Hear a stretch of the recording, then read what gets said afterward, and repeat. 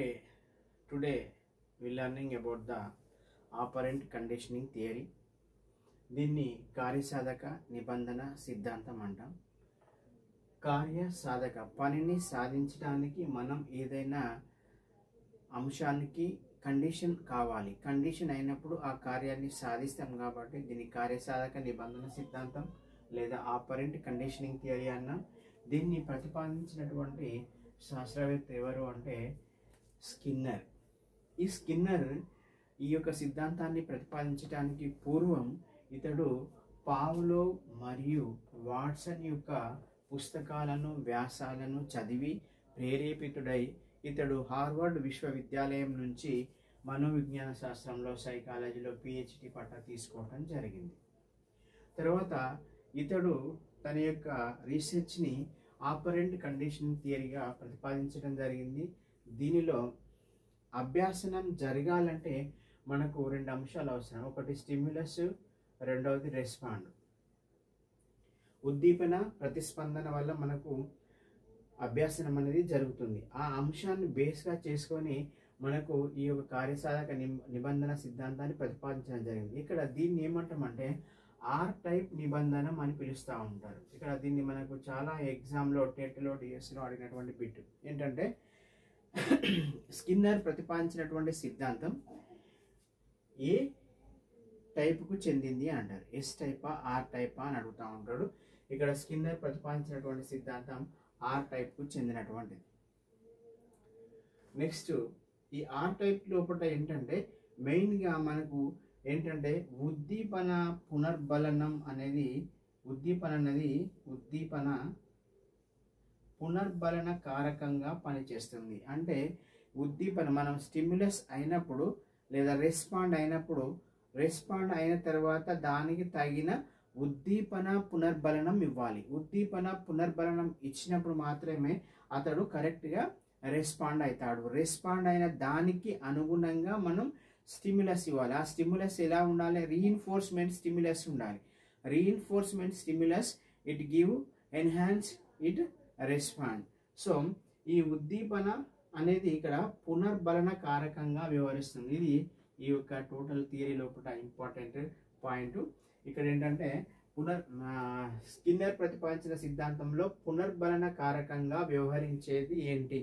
ఉద్దీపన ప్రతిస్పందన అని ఇస్తాడు. ఏ ఉద్దీపన మీ ప్రతిస్పందన C2 D పైవేవి కావు లేదా పైవన్నీ అంటాడు. అంటే ఇక్కడ ఏంటంటే ఈ స్కిన్నర్ ప్రతిపాదించిన సిద్ధాంతంలో పునర్బలన కారకంగా ఉండేది మాత్రం ఉద్దీపనలే పునర్బలన కారకంగా వ్యవహరిస్తాయి. ఇక్కడ ఇతని యొక్క సిద్ధాంతం ఏంటంటే స్టిమ్యులస్ రెస్పాండ్. ఈ స్టిమ్యులస్ రెస్పాండ్ లోపల స్టిమ్యులస్ అనేది ఉద్దీపన అనేది రీఇన్ఫోర్స్మెంట్గా పనిచేస్తుంది. ఇది ఈ యొక్క థియరీలో ఉన్నటువంటి మెయిన్ కాన్సెప్ట్. ఉద్దీపన అనేది స్టిమ్యులస్కు రీఇన్ఫోర్స్మెంట్గా పనిచేస్తుంది. దానివల్ల ఏంటంటే అతను రెస్పాండ్ అనేది జరుగుతూ ఉంటుంది. దీన్ని మనం ఏమన్నామంటే ఇన్స్ట్రుమెంటల్ లెర్నింగ్ అన్నాం. ఇది మనకు ప్రీవియస్ ఎగ్జామ్లో అడిగినటువంటి బిట్. ఈ క్రింది వానిలో ఇన్స్ట్రుమెంట్ లెర్నింగ్ ఎవరు ప్రతిపాదించారని 4 ఇస్తాడు. దానిలో మనకి ఎవరంటే స్కిన్నర్ ఇన్స్ట్రుమెంటల్ లెర్నింగ్ని ప్రతిపాదించాడు. దీన్నే పరికరాత్మక సిద్ధాంతం అంటాం. పరికరాత్మక సిద్ధాంతం. ఇన్స్ట్రుమెంటల్ మీన్స్ పరికరాత్మక సిద్ధాంతం, పరికరాత్మక అభ్యాసనం అని అంటాం. నెక్స్ట్ ఈ యొక్క థియరీని ఇతను 2 అంశాల్లో ప్రతిపాదించడం జరిగింది. ఒకటి షెడ్యూల్ ఆఫ్ రీఇన్ఫోర్స్మెంట్, రెండవది ప్రోగ్రామ్డ్ లెర్నింగ్. ఇది ఇక్కడ ఉన్నటువంటి 4 పాయింట్స్ ప్రతి ఎగ్జామ్లో టెట్ కానీ డిఎస్లో కానీ ఈ 4కి వెళ్ళి ఏదో ఒకటి అడుగుతూ ఉంటాడు. దీని గురించి మనం ఇప్పుడు చూద్దాం. ఇక్కడ మనకు షెడ్యూల్ ఆఫ్ రీఇన్ఫోర్స్మెంట్. మనం ఈ స్కిన్నర్ ప్రతిపాదించినటువంటి సిద్ధాంతంలో రీఇన్ఫోర్స్మెంట్ మెయిన్గా మనం ఫోకస్ చేసినాం. ఈ ఫోకస్ చేసిన తర్వాత దీన్ని బేస్గా చేసుకొని ఇతడు మనం రీఇన్ఫోర్స్మెంట్ ఎన్ని రకాలుగా ఇవ్వాలని మనకు క్లారిటీ ఇవ్వడం జరిగింది. ఒకటి continuous reinforcement, fixed interval reinforcement, fixed ratio reinforcement, variable ratio reinforcement. ఇక్కడ ఫస్ట్ వన్ ఈ షెడ్యూల్ ఆఫ్ రీఇన్ఫోర్స్మెంట్లో మనకి 4 అంశాలు ఇవ్వడం జరిగింది. ఈ 4 అంశాల్లో ఫస్ట్ వన్ ఏంటంటే కంటిన్యూయస్ రీఇన్ఫోర్స్మెంట్. అంటే విద్యార్థి ఒక అంశాన్ని అభ్యసిస్తున్నప్పుడు అతనికి కంటిన్యూస్గా మనం రీఇన్ఫోర్స్మెంట్ని ఇవ్వడం చేసినప్పుడు అతనిలో అభ్యాసన చాలా చక్కగా జరిగి అత్యధిక అభివృద్ధి సాధించడానికి అవకాశం ఉంటుంది. అంటే ఇప్పుడు టీచర్ ఒక విద్యార్థిని క్వశ్చన్ అడిగినప్పుడు ఆ క్వశ్చన్కు సమాధానం చెప్పినప్పుడు లేదా సమాధానం రైట్ కానీ రాంగ్ కానీ అయినప్పుడు అతను రెస్పాండ్ అయిన దానికి అనుగుణంగా మనం వెంటనే అతనికి వెరీ గుడ్ బెటర్ ఆ విధంగా అది కాదు నాన్న అని చెప్పుకుంటూ అతనికి రీఇన్ఫోర్స్మెంట్ని ఇవ్వాలి. అంటే అతనికి వెన్ను తట్టి ప్రోత్సహించాలి. ఎట్లా కంటిన్యూస్గా అతనికి రీఇన్ఫోర్స్మెంట్ని ఇవ్వాలి. అతడు రెస్పాండ్ అవ్వడం ముఖ్యం. ఆ రెస్పాండ్ అయిన దానికి అనుగుణంగా మనం ఏం చేస్తాను కంటిన్యూస్గా, అది బ్యాడ్ కావచ్చు, రైట్ కావచ్చు, రాంగ్ కావచ్చు, but we have to give the reinforcement to the student, then only that is called as a continuous reinforcement. When the student is the respond to the properly, we give the reinforcement, that is the continuous reinforcement. Second one, fixed interval reinforcement. Fixed interval అంటే కాలం, సమయం. ఇక్కడ ఏంటంటే స్థిర కాలం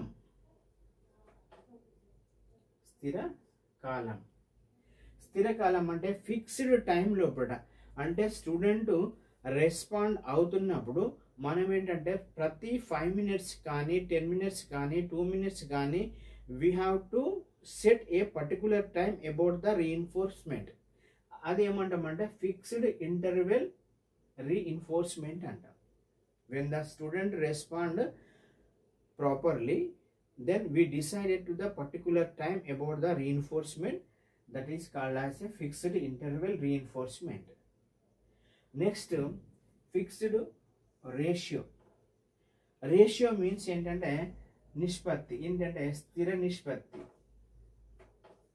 పర్టికులర్గా విద్యార్థి లేదా అభ్యాసకుడు respond అయినటువంటి దానికి కొంత నిష్పత్తిని ఇన్నిసార్లకి మనం ఇవ్వాలి అనే ఒకటి రేషియోను మనం డిసైడ్ చేసుకొని ఆ రేషియోకు అనుగుణంగా మనం ఏంటంటే రీఇన్ఫోర్స్మెంట్ ఇస్తే దాన్ని ఫిక్స్డ్ రేషియో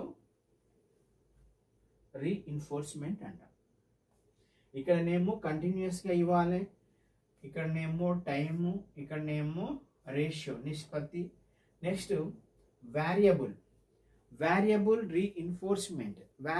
రీఇన్ఫోర్స్మెంట్ అంటే ఏంటంటే అస్థిర కాలానికి అస్థిర ప్రతిస్పందనలు. అంటే ఇష్టం వచ్చినట్టుగా మనం అతని యొక్క పర్టికులర్ టైం కానీ పర్టికులర్గా రెస్పాండ్ కానీ స్టిమ్యులస్ కానీ లేకుండా మనం ఏంటంటే మనం అస్థిర కాలానికి అస్థిర ప్రతిస్పందనలకు మనం ఏంటంటే రీఇన్ఫోర్స్మెంట్ ఇవ్వడాన్ని ఏమంటామంటే వేరియబుల్ రీఇన్ఫోర్స్మెంట్ అంటాం. వేరియబుల్ రీఇన్ఫోర్స్మెంట్ అంటే అస్థిరమైన కాలానికి టైం పర్టికులర్గా లేదు అలాంటి దానికి. అంటే మనం ఎప్పుడైనా అతడు రెస్పాండ్ అవుతాడు, రైట్ అవుతాడు, రాంగ్ అవుతాడు, అప్పుడు రైట్ అయినప్పుడు మాత్రమే మనం రెస్పాండ్ అవుతాం. అలా అయితే దాన్ని ఏమంటామంటే రీఇన్ఫోర్స్మెంట్. అతడు రైట్ ఆన్సర్ చేసినప్పుడు మనం రీఇన్ఫోర్స్మెంట్ ఇస్తే వేరియబుల్ రీఇన్ఫోర్స్మెంట్ అంటాం. ఇక్కడ కంటిన్యూస్లో ఏంటి, అది రైట్ అయినా రాంగ్ అయినా అతడు రెస్పాండ్ అయినాడు కాబట్టి రీఇన్ఫోర్స్మెంట్ ఇస్తున్నాం కాబట్టి కంటిన్యూస్ రీఇన్ఫోర్స్మెంట్. ఇక్కడ వేరియబుల్ అంటే ఏంటి, మనం పర్టికులర్గా డిసైడ్ అవుతాం అతడు రైట్ దానికి మనం రీఇన్ఫోర్స్మెంట్ ఇవ్వాలా, రాంగ్ దానికి రీఇన్ఫోర్స్మెంట్ ఇవ్వాలా డిసైడ్ అవుతాం. అక్కడ అస్థిర కాలానికి అనే పదాన్ని మనం ఇక్కడ మైండ్లో రిమైండ్ చేసుకోవాలి. వేరియబుల్ అంటే అస్థిరమైన కాలానికి, అంటే టైం అనేది డిసైడింగ్ కాదు. ఇక్కడ ఆ టైం లేకుండా మనం రీఇన్ఫోర్స్మెంట్ ఇస్తే వేరియబుల్ రీఇన్ఫోర్స్మెంట్ అంటాం. ఈ 4 అంశాలలో వివిధ ఎగ్జాములలో కంపల్సరిగా ఒక బిట్ రావటం అనేది జరిగింది. నెక్స్ట్ ప్రోగ్రామ్డ్ లెర్నింగ్ అంటే దీన్ని ఏమంటామంటే ఇది ఒక బిట్ రావడానికి అవకాశం ఉంది. ఏంటంటే ప్రోగ్రామ్డ్ లెర్నింగ్ని ఎక్కడ కండక్ట్ చేస్తారో అని అడుగుతూ ఉంటాడు. దీన్ని మనం నియంత్రిత పరిస్థితులలో, కంట్రోల్డ్ పరిస్థితులలో చేస్తామా లేదా ఫ్రీ ఎన్విరాన్మెంట్లో చేస్తామా, రకరకాలుగా అడుగుతూ ఉంటాడు. ఇక్కడ ఈ ప్రోగ్రామ్డ్ లెర్నింగ్ని మనం ఏంటంటే నియంత్రిత control environment, we should conduct in control environment, that is a programmed learning అంటాం. నెక్స్ట్ మనకేంటంటే దీని లోపల ఈ యొక్క స్కిన్నర్ యొక్క సిద్ధాంతం లోపల మనకు ఒక పదం ఎక్కువగా వినిపిస్తూ ఉంటుంది. వాటిని ఏమంటామంటే ఫ్రేమ్స్ అంటాం. ఫ్రేమ్స్ని ప్రతిపాదించింది ఎవరు అంటాడు అంటే స్కిన్నర్. నెక్స్ట్ ఇంకోటి ఏంటంటే స్కిన్నర్ ఏం చేసిందంటే బోధనా సిద్ధాంతాన్ని టీచింగ్ మిషన్ను రూపొందించిండు, బోధనా యంత్రాన్ని. ఇది చాలా ఎగ్జామ్లో అడిగినటువంటి బిట్టు. బోధనా యంత్రాన్ని లేదా బోధనా పరికరాన్ని రూపొందించింది ఎవరైనా అడుగుతూ ఉంటాడు. ఎవరు అంటే స్కిన్నర్ టీచింగ్ మిషన్ రూపొందించాడు. ఈ టీచింగ్ మిషన్ లోపల అతను రూపొందించినటువంటి అంశాలను ఏమంటామంటే ఫ్రేమ్స్ అంటాం. ఇది చాలా ఇంపార్టెంట్. అంటే ఒక అంశాన్ని నేర్చుకునేటప్పుడు ఆ అంశానికి సంబంధించిన పూర్తి అంశాన్ని చిన్న చిన్న భాగాలుగా విడగొట్టాలి. ఆ చిన్న చిన్న భాగాలుగా విడగొట్టినప్పుడు ఆ చిన్న చిన్న భాగాలను మనం ఏమంటామంటే ఫ్రేమ్స్ అంటాం. ఒక ఎస్ఏని నేర్చుకునేటప్పుడు ఆ ఎస్ఏని మనం ఏం చేస్తామంటే 10 పాయింట్స్గా రాస్తాం. ఆ 10 పాయింట్స్ని ఒక్కొక్క పాయింట్ని ఒక్కొక్క ఫ్రేమ్ అంటాం. ఈ ఒక్కొక్క ఫ్రేమ్ని మనం నేర్చుకున్న తర్వాత ఇప్పుడు 1 2 3 4 5 ఇలా ఉన్నాయి, 5 ఫ్రేమ్స్ ఉన్నాయి. ఈ 5 ఫ్రేమ్స్ లోపల ఫస్ట్ మనం ఫస్ట్ ఫ్రేమ్ నేర్చుకున్న తర్వాత పూర్తిగా మనకు వచ్చిన తర్వాత మాత్రమే మనం సెకండ్ ఫ్రేమ్కి వెళ్తాం. ఫస్ట్ ఫ్రేమ్ రాకుండా సెకండ్ ఫ్రేమ్కి మనకి అలవ్ లేదు. అదేవిధంగా సెకండ్ ఫ్రేమ్ నేర్చుకున్న తర్వాత పూర్తిగా వచ్చిన తర్వాత థర్డ్ ఫ్రేమ్కి వెళ్తాం. ఈ విధంగా ఇందులో ఏంటంటే మనం విద్యార్థి ఏంటంటే ఏ విధంగా అభ్యసిస్తాడంటే స్వీయ అభ్యాసనం సొంతగా నేర్చుకుంటాడు. ఇది వచ్చిన తర్వాత దీనిలోకి వస్తాడు, ఇది వచ్చిన తర్వాత దీనిలోకి వస్తాడు. ఆ విధంగా స్వంతగా నేర్చుకుంటాడు కాబట్టి దీన్ని స్వీయ అభ్యాసనం అంటాం. ఒక ఫ్రేమ్ నుంచి ఇంకొక ఫ్రేమ్కి రావాలంటే అతనికి ఏంటంటే పూర్తి అవగాహన ఉన్నప్పుడు మాత్రమే నెక్స్ట్ ఫ్రేమ్కి వెళ్తాడు. దీన్ని మనం లర్నింగ్ బై డూయింగ్ అనేటువంటి సూత్రం దీనిలో ఇమిడి ఉంటుంది. ఈ యొక్క టీచింగ్ మిషన్ లోపల ఇమిడి ఉన్న సూత్రం ఏంటంటే లర్నింగ్ బై డూయింగ్. దీనికి బెస్ట్ ఎగ్జాంపుల్ ఏంటంటే వీడియో గేమ్స్. ఈ వీడియో గేమ్స్ మనం పిల్లలు ఆడేటప్పుడు గమనించినట్లయితే అందులో కొన్ని స్టెప్స్ ఉంటాయి, స్టేజెస్ ఉంటాయి. అంటే ఒక లెవెల్ దాటిన లెవెల్స్ అంటాం మనం వీడియో గేమ్స్లో. ఒక లెవెల్ దాటినాక నెక్స్ట్ లెవెల్కి అనుమతిస్తారు. మనం డైరెక్ట్ ఫస్ట్ లెవెల్ నుంచి వెళ్ళి లాస్ట్ లెవెల్కి వెళ్ళలేం.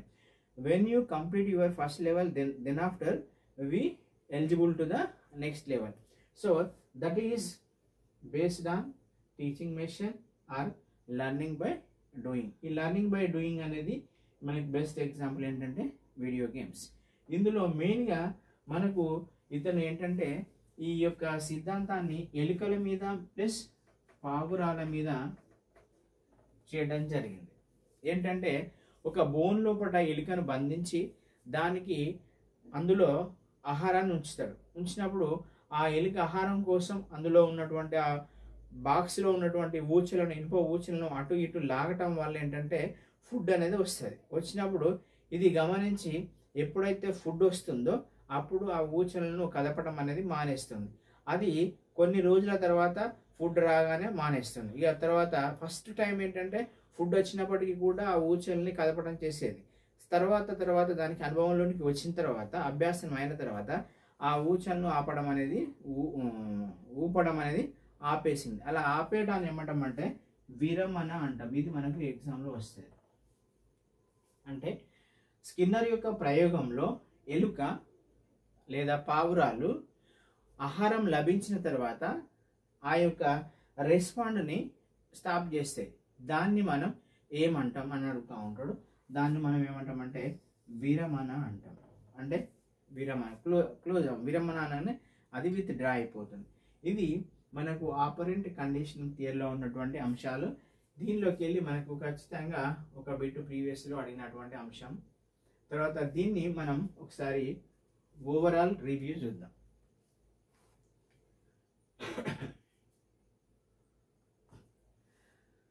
కార్యసాధక నిబంధన సిద్ధాంతం, దీన్ని ఆపరెంట్ కండిషనింగ్ థియరీ అంటాం. దీన్ని మనకు ప్రతిపాదించింది ఎవరు అంటే స్కిన్నర్ ఎవరి వల్ల ప్రభావితుడయ్యాడు అని అడుగుతూ ఉంటాడు. పావులో, వాట్సన్ వల్ల ప్రభావితుడయ్యారు. స్కిన్నర్ తన యొక్క పిహెచ్డీని ఎక్కడ తీసుకోవడం జరిగింది? హార్వర్డ్ విశ్వవిద్యాలయం నుంచి తీసుకోవడం జరిగింది. కార్యసాధక నిబంధన సిద్ధాంతాన్ని ఇన్స్ట్రుమెంటల్ లెర్నింగ్ అంటారు.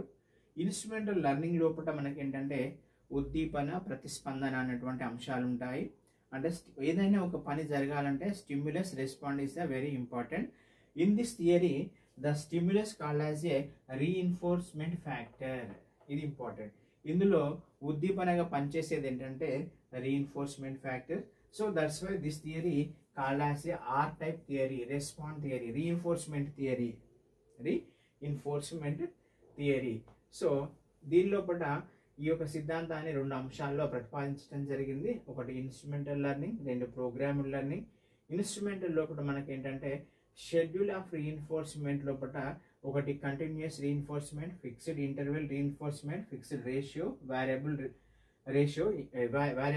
రీఇన్ఫోర్స్మెంట్. ఇక్కడ ఈ 4 అంశాల నుంచి వెళ్ళి ఏదో ఒక ఎగ్జామ్లో మనకి బిట్టు పడుతూ ఉంటుంది. టెట్లో కానీ, డిఎస్సిలో కానీ, దేనిలోనైనా ఒకటి మనకు బిట్టు పడుతూ ఉంటుంది. ఇక్కడ కంటిన్యూస్ అంటే రెస్పాండ్, స్టిమ్యులస్కు ఇచ్చే రెస్పాండ్ రైట్ కానీ రాంగ్ కానీ we should give the properly reinforcement. That's why it's called as a continuous reinforcement. Next fixed interval అంటే పర్టికులర్గా ఒక టైం డిసైడ్ చేసుకొని ఎవ్రీ 5 minutes ఎవ్రీ 10 minutes మనం డిసైడ్ అయ్యి ఎవ్రీ 5 minutesకి అతడు రెస్పాండ్ అయినా కాకుండా we should give the reinforcement. అది fixed interval reinforcement. Next fixed ratio నిష్పత్తి. ఇన్ని రెస్పాండ్లకు మనం స్టిమ్యులస్ ఇవ్వాలి. ఒక నిష్పత్తి తీసుకొని 25%గా, 30%గా, 70%గా ఒక రేషియో తీసుకొని ఆ రేషియోకి అనుగుణంగా అతని యొక్క రెస్పాండ్లకి మనం స్టిమ్యులస్ ఇవ్వాలి. దాన్ని మనం ఏమంటామంటే ఫిక్స్డ్ రేషియో రీఇన్ఫోర్స్మెంట్. ఇక్కడ మనం ఇచ్చేది ఏంటంటే స్టిమ్యులస్ ఇస్తాను. ఆ స్టిమ్యులస్ ఏ విధంగా పనిచేస్తుంది? రీఇన్ఫోర్స్మెంట్గా పనిచేస్తుంది, పునర్బలనంగా పనిచేస్తుంది. అంటే మళ్ళీ రెస్పాండ్ కావడానికి అవకాశాన్ని we are creating. Next variable reinforcement. Variable reinforcements అంటే దీనిలో అస్థిరమైన కాలానికి అంటే పర్టికులర్గా టైం అనేది లేకుండా మనం ఏంటంటే రీఇన్ఫోర్స్మెంట్ని ఇస్తూ ఉంటాం. దాన్ని ఏమంటామంటే వేరియబుల్ రీఇన్ఫోర్స్మెంట్ అంటాం. Next programmed learning. ఈ ప్రోగ్రామ్డ్ లెర్నింగ్ని మనం ఏ పరిస్థితుల్లో చేస్తామని అంటాడు. Within the free environment or control environment, uncontrolled environment, all అని రకరకాలుగా అడుగుతూ ఉంటాడు. ఇక్కడ we should remember one thing, నియంత్రిత కంట్రోల్ ఎన్విరాన్మెంట్. కంట్రోల్ ఎన్విరాన్మెంట్ లోపల ప్రోగ్రామ్డ్ లెర్నింగ్ అనేది జరుగుతూ ఉంటుంది.